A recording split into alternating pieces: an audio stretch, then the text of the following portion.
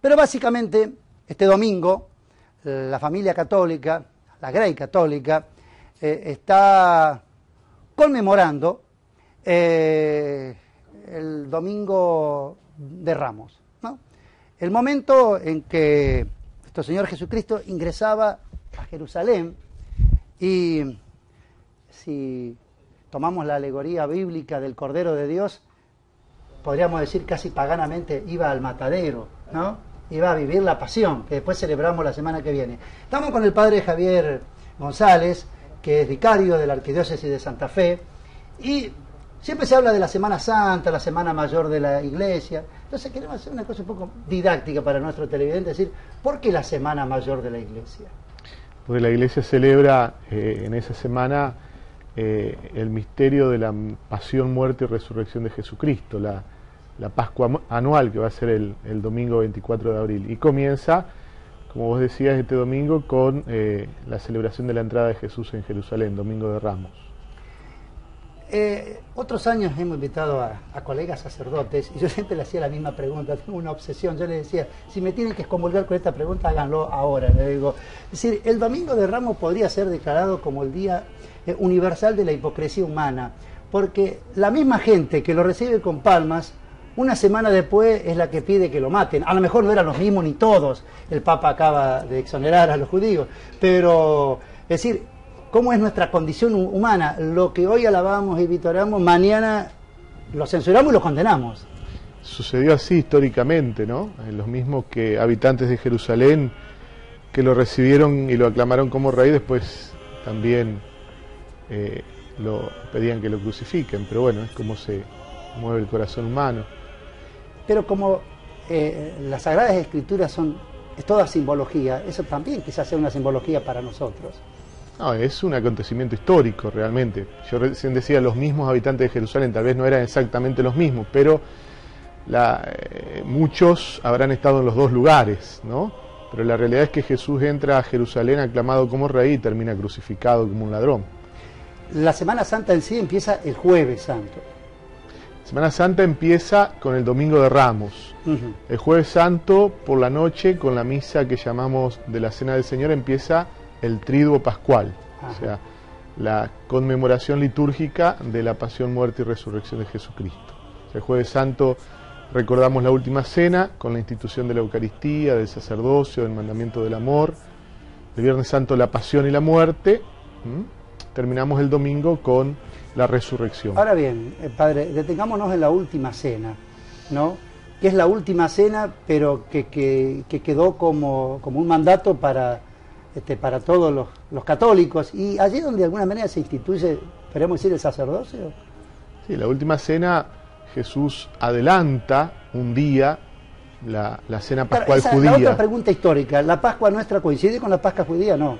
No siempre, porque los cálculos de fechas, la Pascua católica cristiana siempre va con el calendario lunar y se fija por la luna, ¿no? Entonces no siempre coincide, ¿no? Lo que coincide es que Jesús está celebrando ahí la cena pascual, ¿no? Porque él era judío. Él era judío y como buen judío adelantó la celebración de la cena pascual un día. El Jueves Santo Jesús celebra con sus discípulos la cena pascual y ahí es donde instituye la Eucaristía, ¿no? Y el sacerdocio.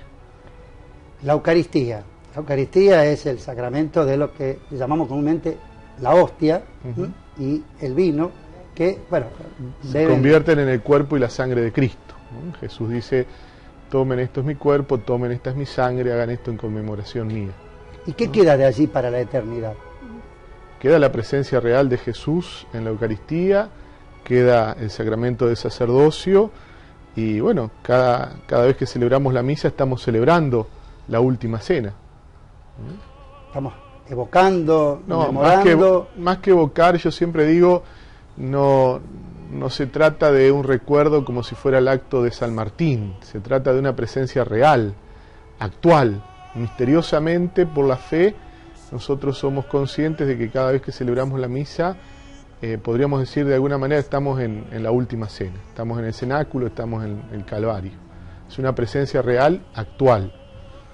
Digamos, es muy difícil explicar no, cómo sucede, sí, no es un misterio de fe. Sí, claro, sí, no es desde la teoría de la fe. Pero yo le decía, cuando dije antes el mandato, es como el mandato que él dejó hasta que vuelva, hagan esto para que lo recuerden todos los domingos. Para que lo recordemos todos los domingos, los cristianos, los católicos, mientras peregrinamos por este mundo y esperamos el retorno glorioso de Jesús, hacemos memoria de lo que Él nos dejó como una forma de esperarlo y de alimentar nuestra esperanza. ¿Por qué el lavado de los pies? Porque Jesús quiso dejarnos el mandamiento del amor y ante todo lo quiso manifestar con su propia vida, con un gesto bien concreto de servicio, ¿no? En esa época un buen anfitrión de una comida le ofrecía a sus invitados lavarse los pies, porque vivían con sandalias, venían con los pies sucios de la calle, y era de buena educación ofrecerle que se laven los pies antes de sentarse a la mesa. Y ese trabajo lo hacían los esclavos. Bueno, Jesús hace el trabajo de los esclavos, siendo anfitrión se transforma en esclavo, lavándole los pies a sus apóstoles. Y esa es la otra enseñanza que, digamos, Jesús nos deja a dice, los católicos, así como yo les he lavado los pies a ustedes, hagan lo mismo los unos con los otros, ¿no? Un gesto y un ejemplo y un mandato de servirnos los unos a los otros en el amor. El Evangelio, lo que nosotros llamamos Nuevo Testamento, durante la misa se leen dos lecturas. El Viejo Testamento. El Viejo Testamento es la Torá de los judíos, ¿no? Una parte. Y el Nuevo Testamento, ¿no? Pero es como que es la continuidad, es la realización de todo lo profetizado en el Viejo Testamento. Claro. Entonces, en esta Semana Santa, ¿qué es lo que se empieza a cumplir?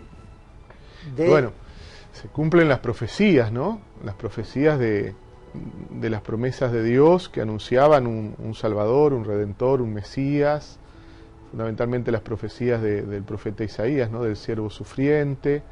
Bueno, Jesús es ese siervo sufriente que es el Hijo de Dios que va a dar la vida por nosotros en la cruz. ¿Por qué el Cordero? Es una imagen que se toma justamente del Antiguo Testamento, tiene relación con la Pascua y con la Última Cena, ¿no? En la Última Cena judía se inmolaba un cordero, ¿no? Lo que Yahvé le mandó a Moisés en Egipto, ¿no? La cena pascual es la comida de un cordero. Comida es, la Pascua nuestra es el Pesaj judío. Sí. La Pesaj. La Pesaj, ¿no? Paso. Pascua quiere decir paso, ¿no? Y recuerda en el Antiguo Testamento ese paso de la esclavitud de Egipto a la libertad, ¿no? Y en el templo de Jerusalén se ofrecían los sacrificios de los corderos, ¿no? Jesús viene a ser el verdadero cordero, ¿no? Que da su vida para reconciliar a Dios con los hombres.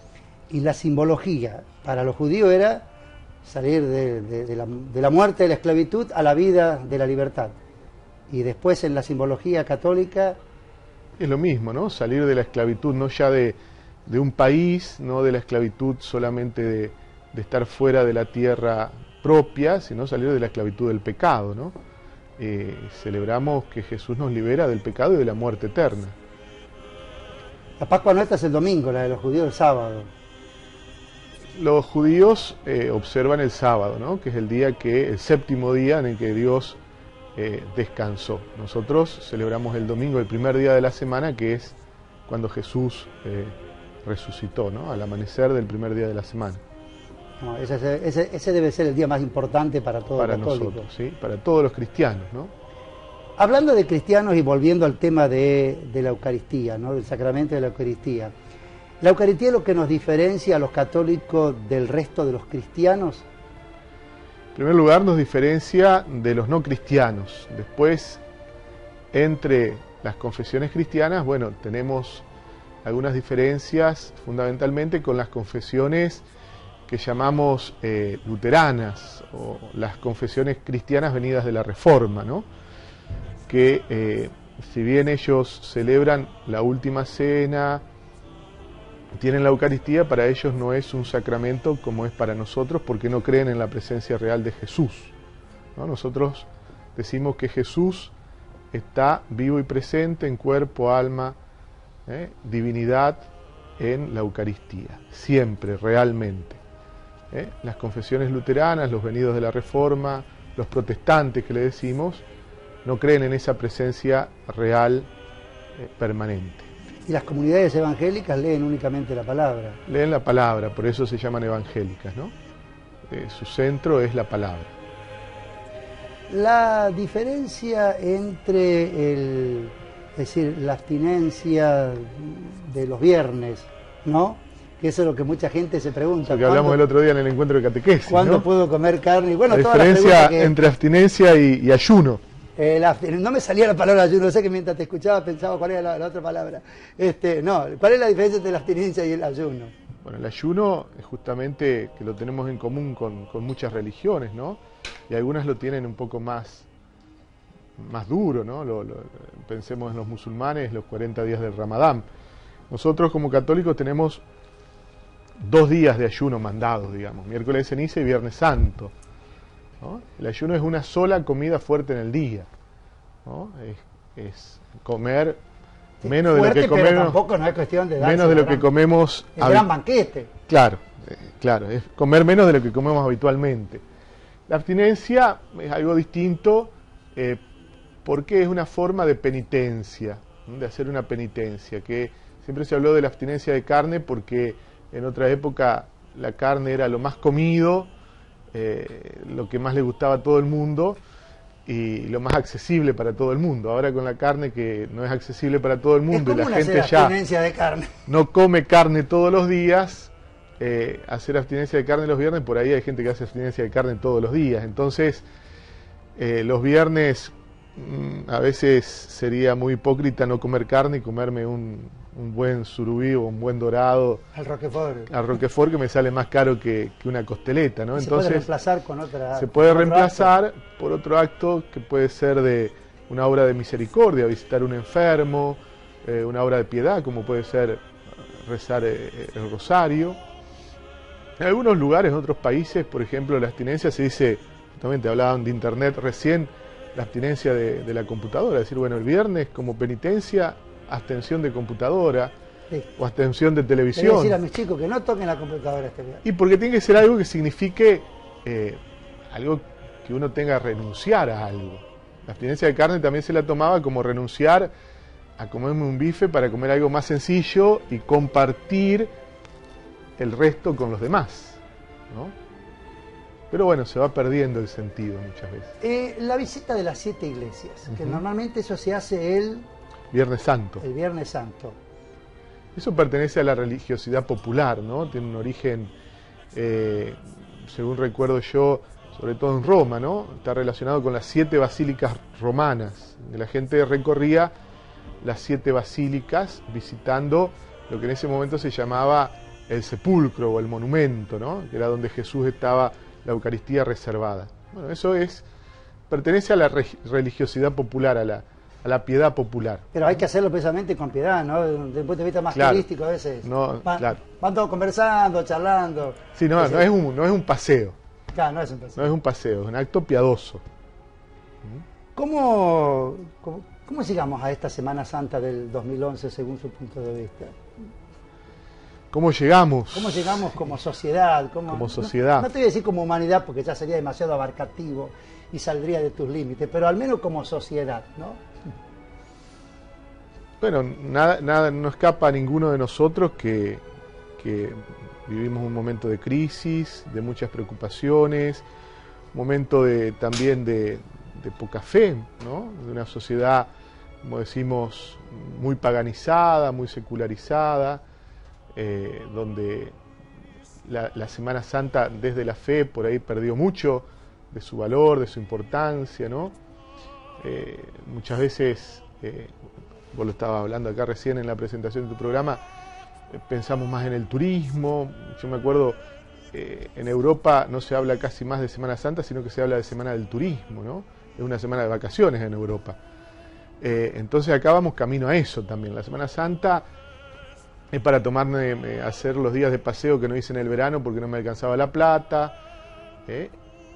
Y el nombre de Semana Santa le queda como una tradición, pero para muchos es una semana de turismo.